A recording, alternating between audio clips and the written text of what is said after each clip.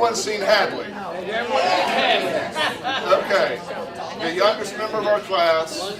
We're so glad she's here today. Second, Shannon has some announcements to make. Just real quick, guys. Morning. Okay, did everyone get my email I sent out on the 31st, important dates? Yes. Okay, so more to come on that, but just to touch on this, and I have to read it because, yeah, okay.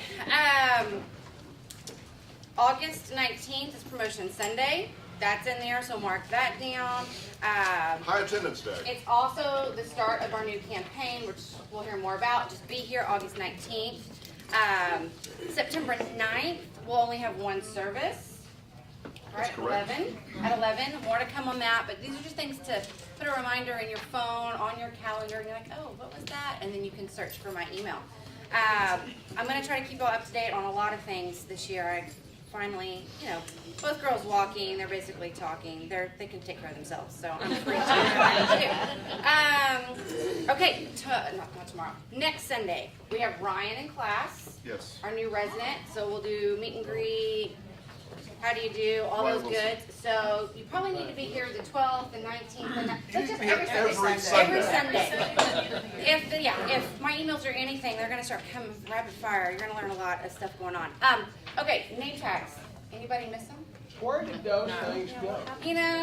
Did Mark take those home? I buried them. Apparently, they were laced with gold, and we were all unaware of them, and someone took them and deposited them, and we will never see them again. So let's go. Okay, no. So I'm going to redo name tags.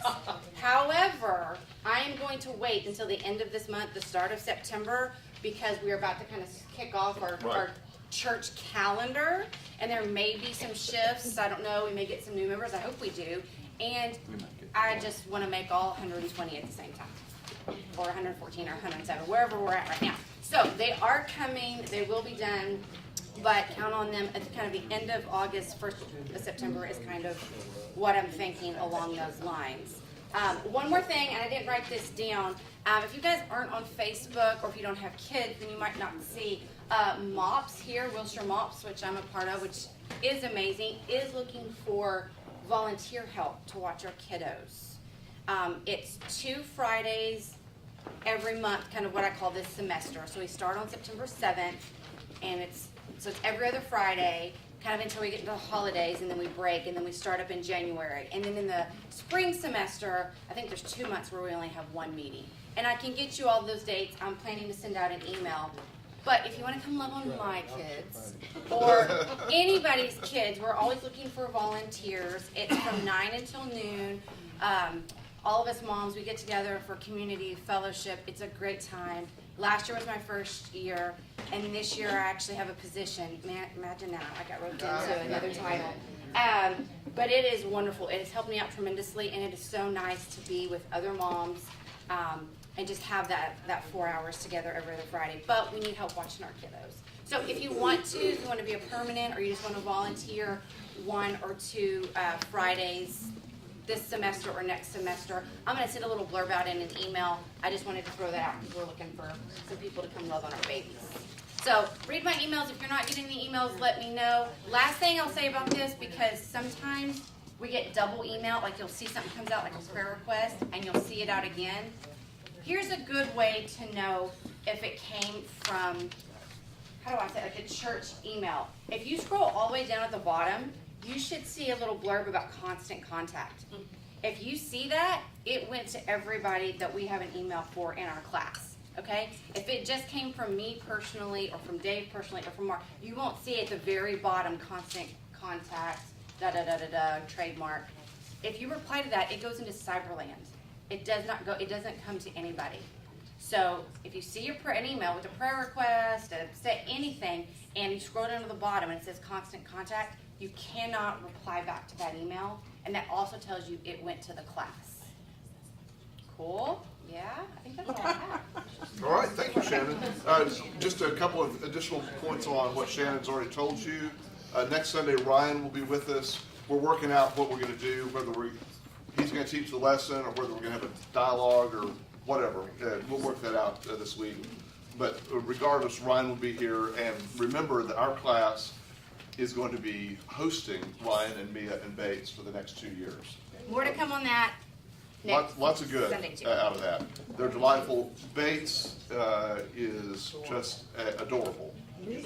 Absolutely adorable. So cute. The happiest kid you've ever met. Yeah, really, really wonderful.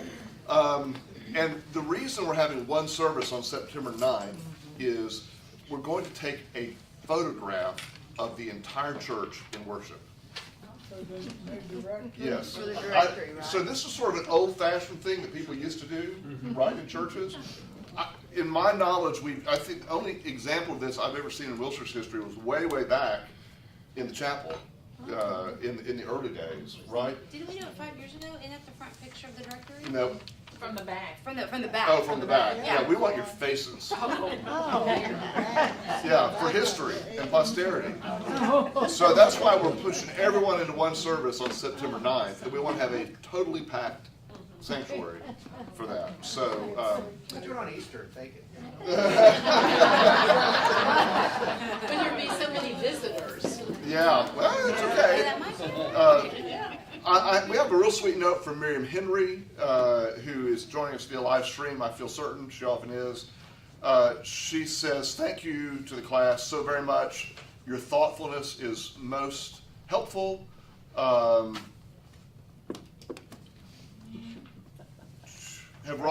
read all of your notes more than one time," she says.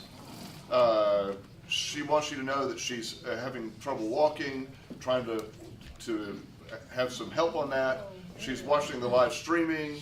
And most important, she says, Mark is doing a good job with the class. Can we see that, please? She says, please know that I think about all of you. Love to all of you for Miriam. Yeah, that's Miriam. All right, well, just when I think the parables can't get any more difficult, they do. Yes, you're right. And on your sheet today, I was ambitious. I gave you 2 parables. Now, for those of you who were here a few weeks ago when I was gone on vacation, this is the lesson Kevin Sinclair was supposed to teach. Oh, yes. Not Genesis. It was supposed to be this. And you might understand why he acted like he didn't know I ever said this to him. That was no mistake.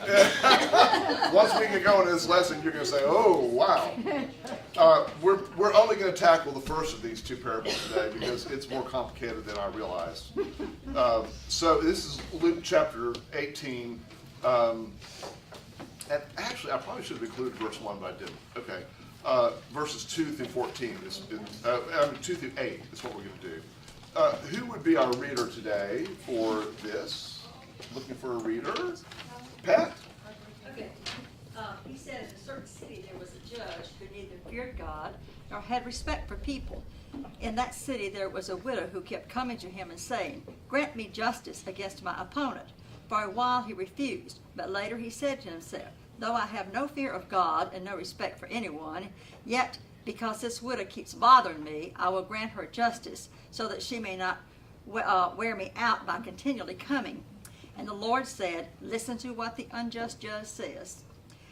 And will not God grant justice to his chosen ones who cry to him day and night? Will he delay long in helping them? I tell you, he will quickly grant justice to them. And yet, when the Son of Man comes, will he find faith on earth?" All right. Now, yeah, it's okay. So there is some scholarly disagreement about what constitutes the actual parable here. And let me just lay that out there at first so that you know what I'm talking about.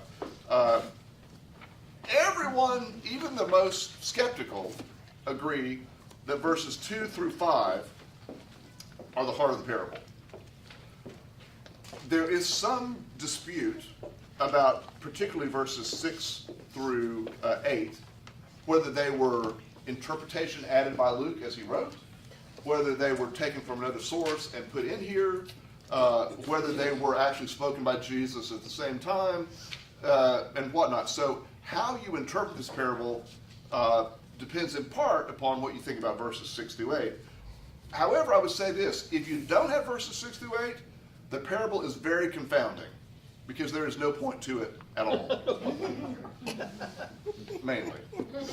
All right, so some caution maybe, but nonetheless. All right, has anyone here read the Ray Bradbury book, the classic fiction novel Fahrenheit 451? Yeah. A few of you. Yeah. It's been a long time, probably in high school, right? Yeah. Yeah. I went to school in Oklahoma. I didn't read anything.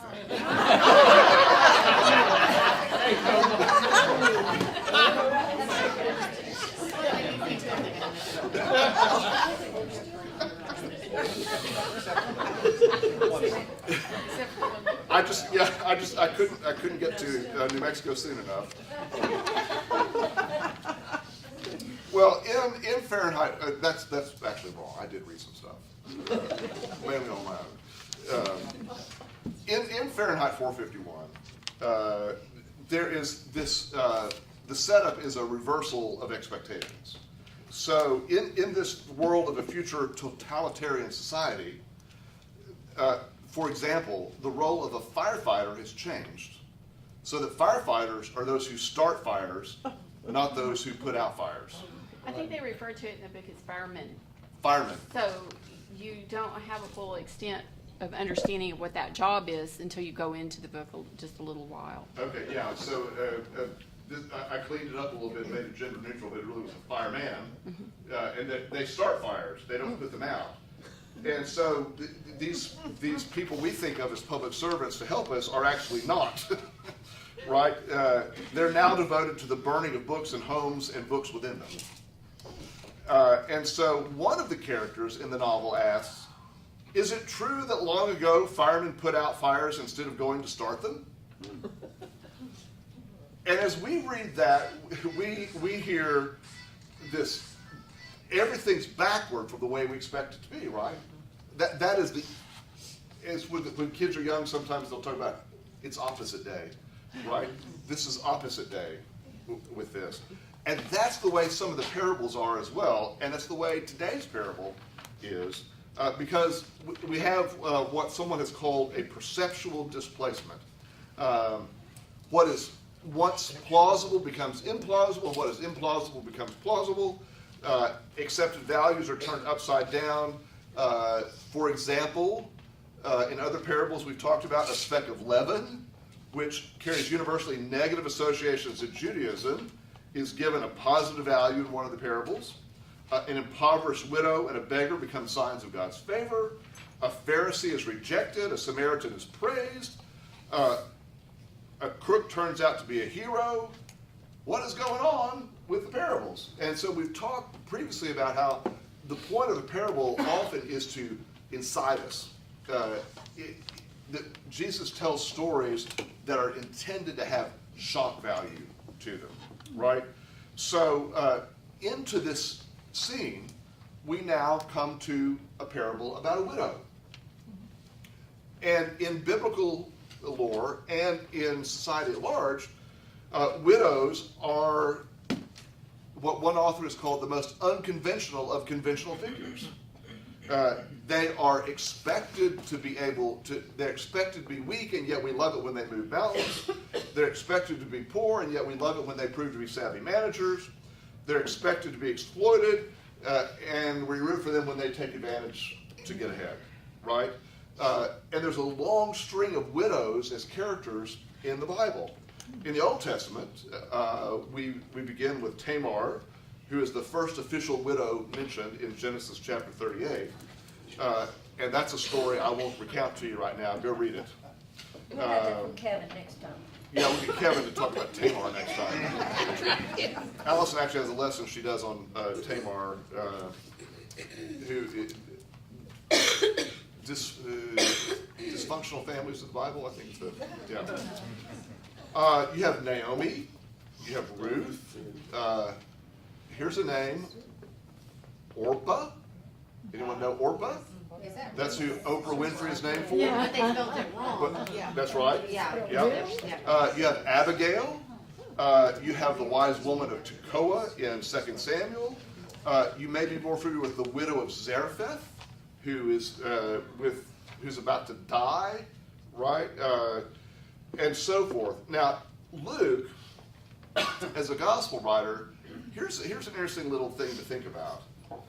From a feminist point of view, Luke is not a friend of women in the way he tells the gospel story.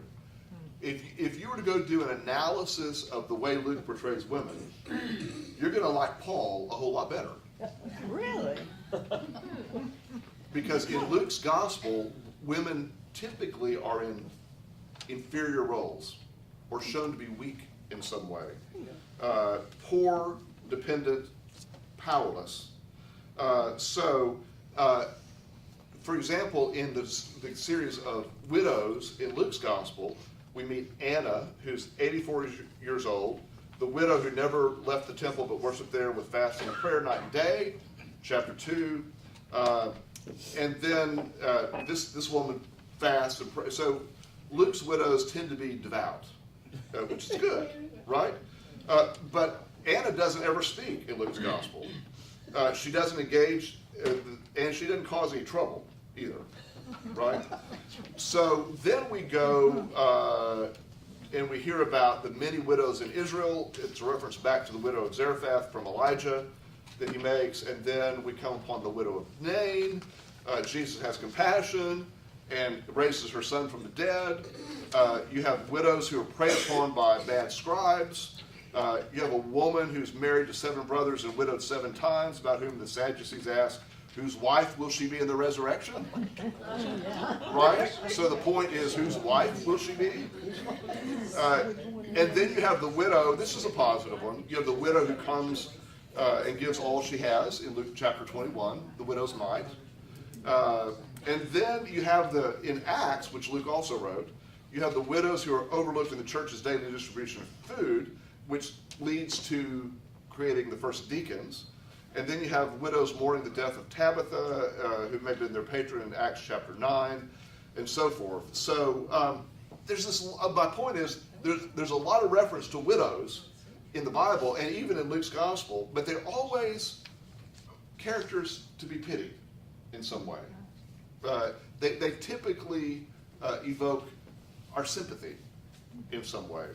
Now, along with this, we need to remember that Jesus comes along, and Jesus tells parables that give women agency. Here's an interesting thing about this. So Jesus talks in the parables about the woman with the lost coin, right? And she is seeking. She has coins. She's seeking that's lost. Jesus tells the story of the wise and foolish virgins, and then this widow who encounters the judge. There's Mary and Martha, there's the Samaritan woman at the well, so forth and so on. Now, here's the point to all this diatribe I've been giving. When we come to this parable, we probably are coming with some stereotypes and some presumptions that we need to check at the door and think about. Because following the cues that Luke has given us and the general biblical stereotypes, it's easy for us to presume that this widow's cause is just. Oh. And that the judge is unrighteous. We initially and automatically root for this widow because we're conditioned to root for widows. Right? That's the stereotype we've been given. We also root for her because we don't like the judge in this story. I mean, if this were a melodrama, he was the villain in this play, right? He lacks appropriate religiosity. He lacks appropriate respect. But then the main reason we don't like him is because Luke tells us in one word that he is unjust. He is unjust. Well, now here's another turning of things upside down, because throughout the rest of the Bible, judges are used as characters who are stand-ins for God. So Luke, or Jesus, in the parable that Luke tells us, takes what is an otherwise upstanding character in the rest of the literature and uses that person as the bad guy. so everything is upside down. In this story, the judge, we're told, neither feared God nor had respect for people. And so his life is the exact opposite, again, it's opposite day, of what we've been told is the summary of the law just a few chapters before in Luke 10. Love of God, love of neighbor. This judge has no respect for either. And he admits it in this interior monologue that Luke gives us, that he doesn't. So it's a situation in which someone who is in a respected position has no respect for the position or the people around him in that position. So he occupies this elevated position, and yet his attitudes and actions violate the very role he's called. He is not upholding his oath of office in this way. He lives in a world where justice, as he sees it, is so unlike God's justice that the very symbol of God's righteousness is perverted. And the poor widow lives in this same world, and she is seeking justice. So let me pause and say, are you with me so far? Do you understand the setup to this parable? And why it's important to maybe set aside initial judgment about who's good and who's bad in this. Are we okay? Anyone want to challenge me from? Yes, please. Did nobody ever question on any level the lady that had 7 husbands? I mean, that's... Maybe they didn't have the term Black Widow there. Yes. So I have a question. Was the widow aware that the judge was unjust? Apparently so. All right. Yeah. And so the other thing we've got to say, that I have to say every week about the parables, is this is a story. This is a story told to make a point. It's not an accounting of a real life event. Right? It's supposed to mirror real life, and yet it's a story. I could make up a story today and tell you something to make a point. And it might be based in some reality, but also might embellish it a little bit, right? It's like that movie you go to, and you say, man, I wonder if that really is a true story. And then you go look at it afterward and say, well, it was inspired by true events. Right? Are we okay so far? Yes, Pat? The word justice is interesting here because it just kind of catches my attention here. It says, she goes to him and asks for justice against her opponent. Then he says, I will grant you justice against your opponent. So what was And justice? here our English language translation is failing us. Because what that word actually means is vengeance. Oh, okay. What she's seeking is vengeance. Why don't they do? Why don't they do that? I don't know. That's ridiculous. Okay. Yeah, it's been watered down You know that. because of the Greek. Okay. What does the message say? You need to It's write. different. It's different. Well, tell us what it says, and I'll debunk it. Okay, she said, Jesus told them a story showing that it was necessary for them to pray consistently and never quit. That's verse 1 that we don't even have yet. He So said, they've taken them in to put it at the top. Yeah. he said, there was once a judge in some city who never gave God a thought and cared nothing for people. That's A true. widow in that city kept after him. My rights are being violated. Protect me. And then it goes on. So, Okay. So you want me to go? That's fine. So my rights are being violated. Yeah. So I think that's a pretty loose translation. That's the message. Again, I don't think it's inaccurate. Marilyn? Shows that it pays to be persistent. This is one of the challenges when we get to the end of the lesson here is that the point of the parable? Is persistence the point of the parable? I hate when people say the squeaky wheel gets the grease. Well, she is the ultimate squeaky wheel, And she right? She is the ultimate squeaky wheel. All right. Let me say a little more on this. Anyhow, as I said, the Greek word means to be avenged. She's wanting vengeance. And it's comparable, by the way, same Greek word to the kind of vengeance executed upon, from Hebrew to Greek, Egypt's firstborn sons, where God brings a great act of judgment upon the Pharaoh. It's also used in the Hebrew version in Numbers when Israel brings vengeance upon the Midianites, or by Samson against the Philistines. So that what she's seeking is violence. She wants vengeance.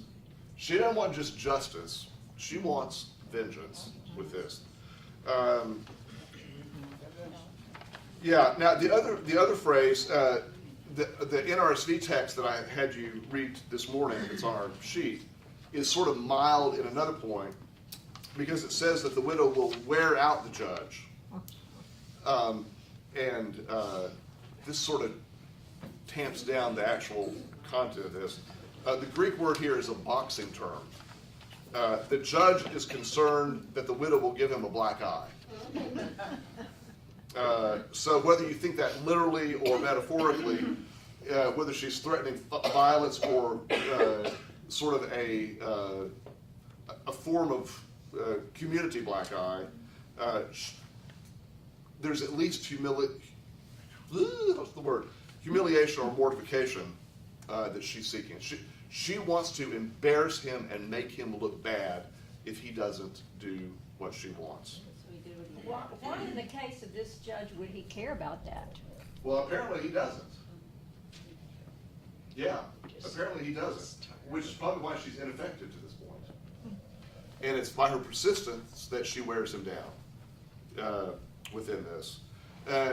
Now, again, I've always heard this parable taught as being about persistence, right? That if at first God doesn't give you what you want, keep banging on God's door, knock, knock, knock on heaven's door, and God will eventually relent. Mark, Yes. isn't there a story where Jesus was saying persistence is good? When a child will ask his mother or parent for something, how much more would God give it to you if you ask them? You know, it's like persistent. You know, and it was like, would you give your child a scorpion or something like that? I think that is Right, that's exactly what Jesus says. right. Yeah, elsewhere. So isn't this similar to this one then? Because the judge in this case is acting like what Jesus says. He will eventually probably grant the woman her wish so that she doesn't wear him down. And Jesus is saying the same thing to him. You would give your So child- that is the surface reading of this. And the problem, well, there are multiple problems. One of them is it's not consistent with our own experience. How many of us really have had an experience where we finally just wear God out and we get what we want? Now, maybe so. And sometimes that might be for bad and not for good. Right?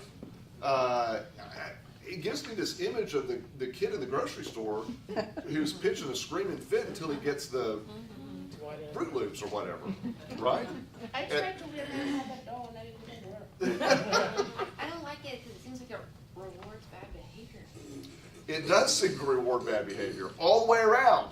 Everybody's got bad behavior in this, right? So here's one of the problems. But you can be persistent in praying and not be belligerent or be seeking vengeance or whatever. You can.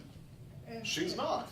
Yeah, I think that's what one thing he's trying to, not much the other, but be persistent in your praying, like you pray for someone, and maybe it takes a long time for the prayer to be answered, like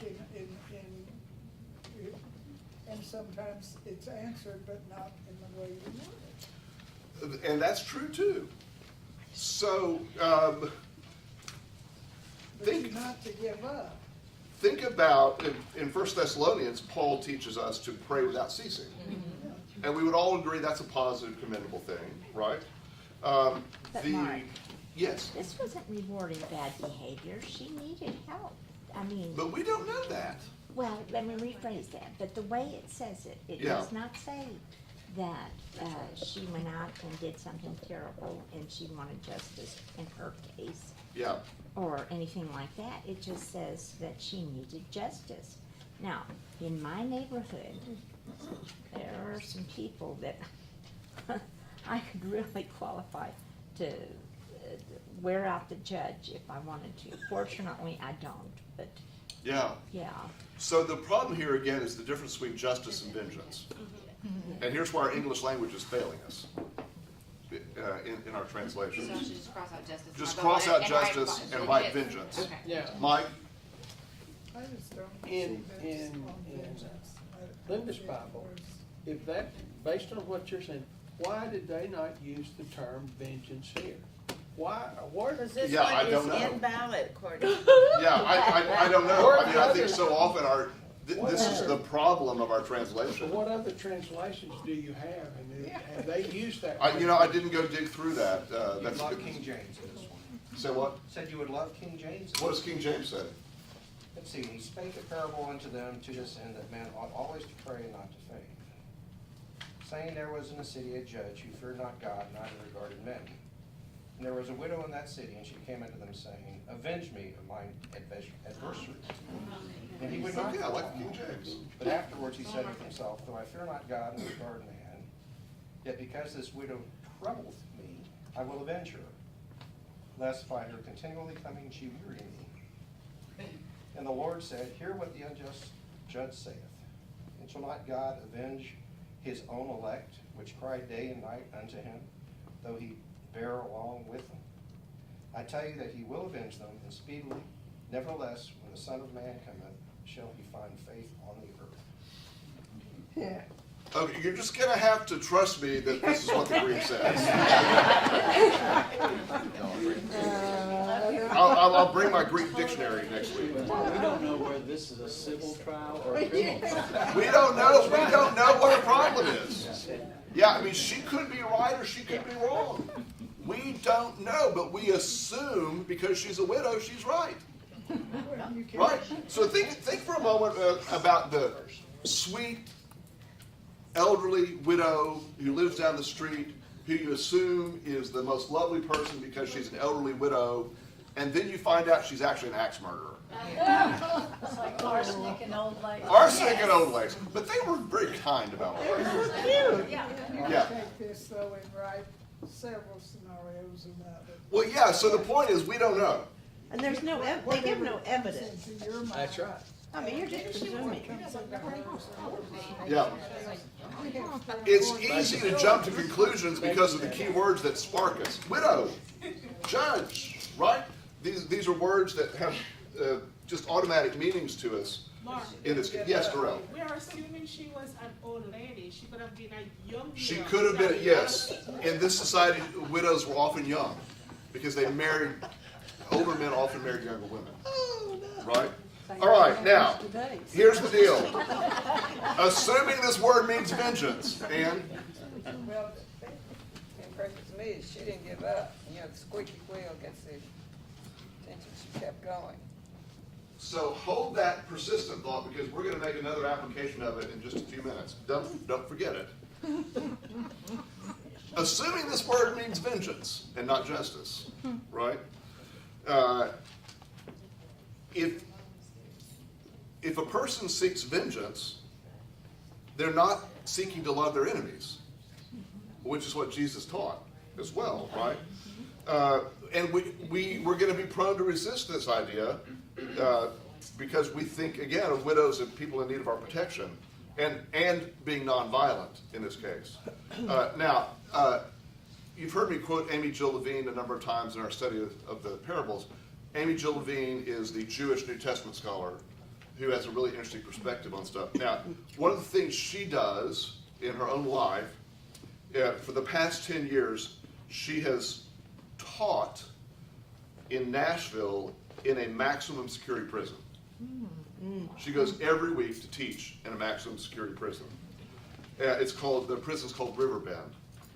And she said about this issue, my students at Riverbend well understand the drive for vengeance because many of them and others incarcerated at Riverbend are recipients of it. It is the drive to vengeance that leads to the carrying out of the death penalty and often the refusal to grant parole even after a man has served 40 years in prison and is, according to all the psychological tests, not any threat to society. Were I or a member of my family the victim of the crimes for which these men are in prison, I might very well be on the side of those who want vengeance. And the parable would challenge me, do I want to be in the widow's company? So part of the problem with this story that one of the reasons it doesn't make sense to us if we don't have those last verses that Luke gives us is it's a pretty hopeless parable. And you've got to ask, what in the world is Jesus, why is he telling this story?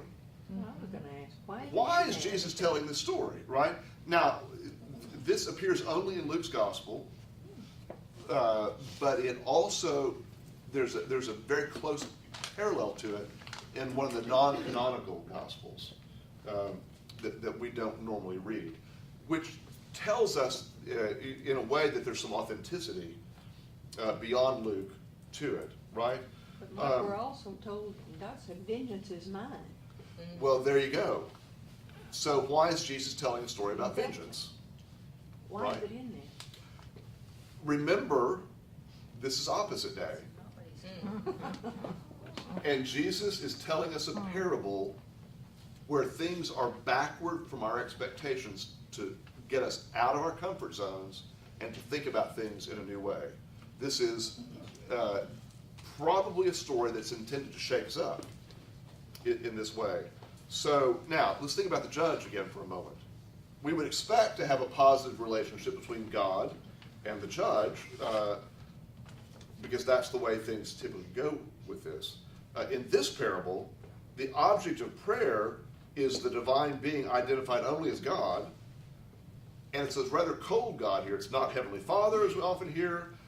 One commentator says this is a chilly divinity that is not given the warmth of a human face.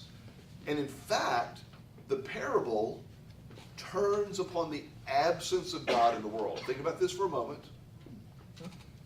This whole parable is driven by the absence of God's intervention in here. So not to think of the judge as God, not to think of the widow as God, but God is the missing character in this parable. I have a question. Yes.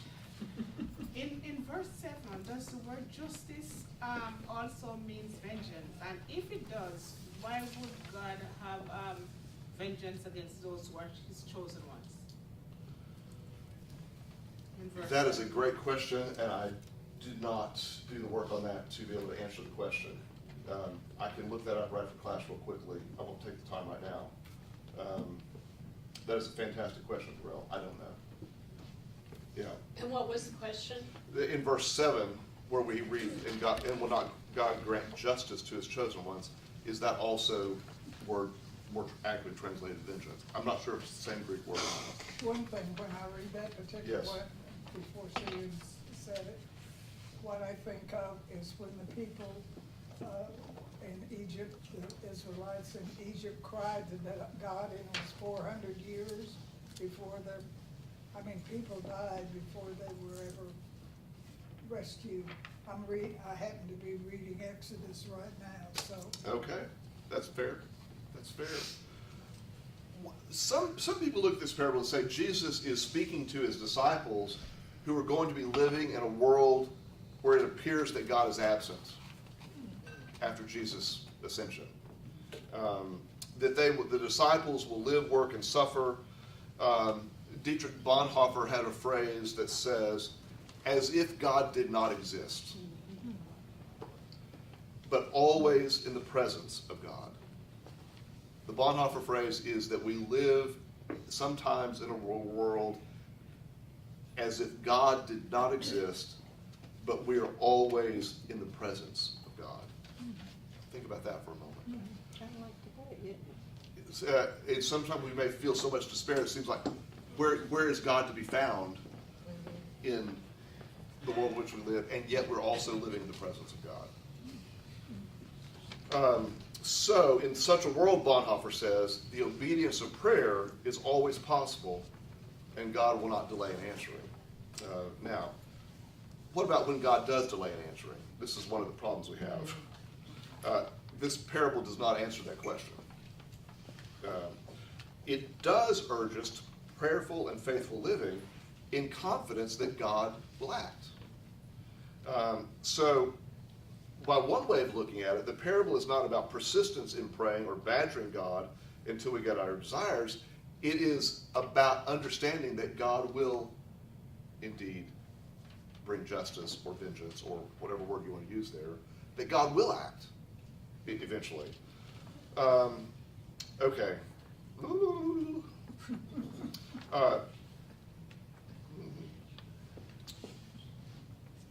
Now, here's a possible deeper meaning to the parable as well. Luke gives us this as a command to pray and not to lose heart. And only at the end we might see that this is actually a parable within a parable. Because her persistent request for justice is perhaps a parable of a larger and more profound request, and that is that Christians should be praying incessantly for the ultimate vindication of God's justice for the end times, for God to set the world right. So think about this for a moment. So much of what Jesus teaches in the Gospels is about the coming kingdom of God. And we tend to stop short and see the kingdom of God coming to us right now, in this moment, to help us in our need. And yet, a lot of what Jesus teaches, and I think part of what this parable is trying to get to in a very odd way, is to remind us that there is ultimate justice, ultimate setting right of wrongs that comes with the fulfillment of God's kingdom. And Jesus perhaps is urging the disciples to keep their eye on the end as well as the now. Does that help you? I hope so. I think that makes more sense of the last sentence. Yes. When the Son of Man comes. When the Son of Man comes, will he find faith on earth? Yes, Pat. I heard an interesting sermon last week in Denver. He was comparing, studying Revelation, I think it was 16 or 14, to Exodus, and the same thing is happening there. That's kind of what you're saying here. Yes. They are saying, in our world today, we tend to say, oh, I want to serve a loving God, not one that judges. But he pointed out consequences to actions. God will act in the end. And I thought that was interesting, what you're saying right now. So I think there is a parallel between this parable and the book of Revelation. I think that's a good observation as well. Just the chapter before this, in Luke 17, verse 20, the Pharisees asked Jesus when the kingdom of God is coming. And Jesus gives them a brief answer, but then he turns to the disciples and says more to them.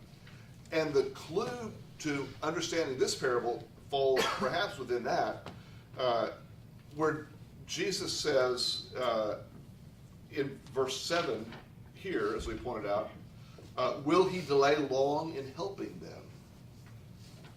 Could that actually be an answer to the question the Pharisees asked about when is the kingdom of God coming? Maybe so.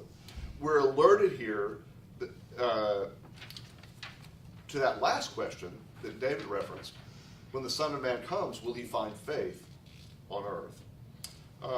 Now, the Son of Man, of course, is code language that Jesus often uses and Luke uses to reference Jesus himself, right? So the point of the question is not, will Jesus ever return? The question is not, will God come? But will we keep praying until God comes? The turn on this is not, is God coming again? But will we be faithful to the end when God's coming?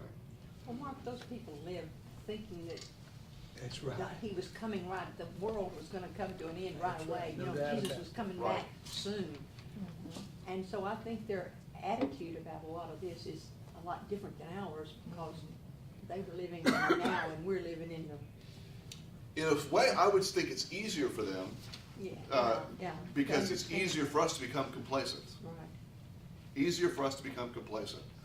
So here's what I make of the parable, and then let's hear what you want to push back on me about this. One of the ways through this, I think, is to see this parable being about a call to persistence on our part, not only in praying, but in watching and waiting and longing for the coming of God's kingdom on earth as it is in heaven. even when injustice seems to be all around us. This is hard to say because I do not do well with this, right? Believing yet God still is at work behind everything. Will the Son of Man find faith on the earth when he returns? Think about the other parables that we've studied and how many of them have a similar theme. Just last week or week before with the unjust managers and the tenants, people who lost hope, gave up too early, right, and did evil things as a result. This goes back all the way to the children of Israel in the wilderness. Moses is up on the mountain. He doesn't come down fast enough. They lose heart. They give up. They make a golden calf. Right? And so throughout the Bible, we find these examples of followers of God losing patience, not being persistent to the end. And I think all that comes together to help us see this parable in a new way. Now, what other thoughts do you have about this crazy parable?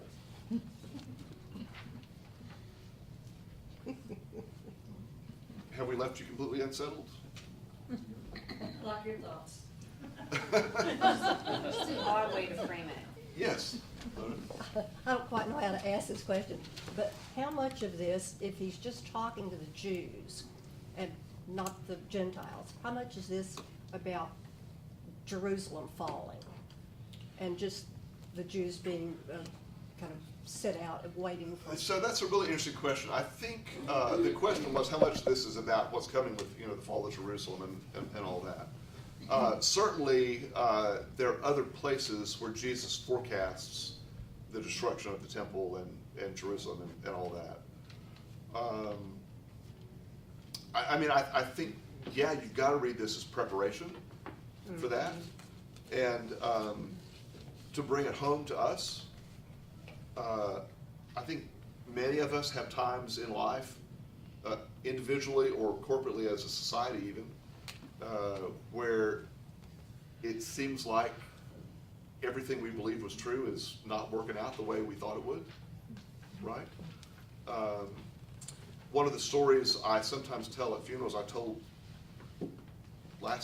week before last at a funeral, is the beautiful story of the Christmas Carol, I Heard the Bells on Christmas Day.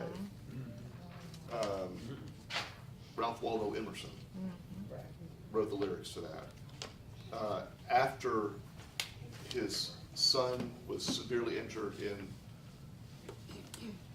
World War I. Was it World War I? One, yeah.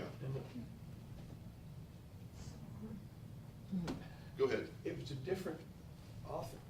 Oh, okay. Who was it? Longfellow. Longfellow, And it yeah. was during the Civil War. It was right during in the the middle Civil of the War. Civil War. Yeah, thank you. Here I'm going off my memory here. You got me. It was Longfellow. Yeah. His wife had died in a fire in their house a couple of years before. Oh, yeah. His young son, who was 19, went off to join the army without his permission. Was severely injured at the Battle of. One of the battles. It's one of those that you know, right? It's one that you know.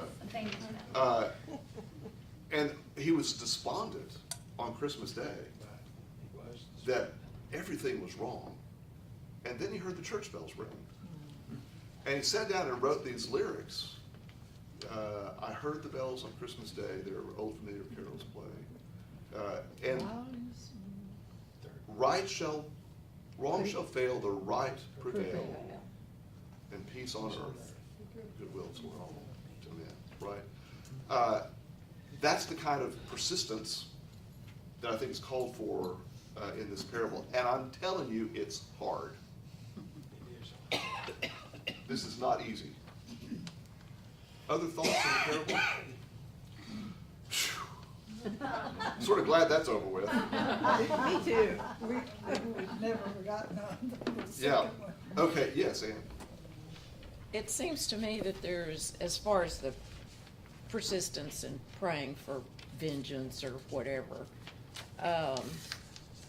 what's being left out is at the end of your prayer saying, your will be done.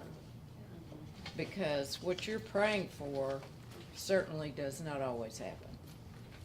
You can pray for it your whole life, Yeah. and there's man's self-will, and, there's just a lot of stuff involved.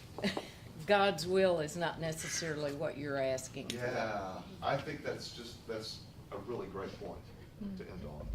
Really, really great point. Okay, goodbye to everyone on the live stream. Let's talk for a moment about prayer concerns or praises you have to share with the group today.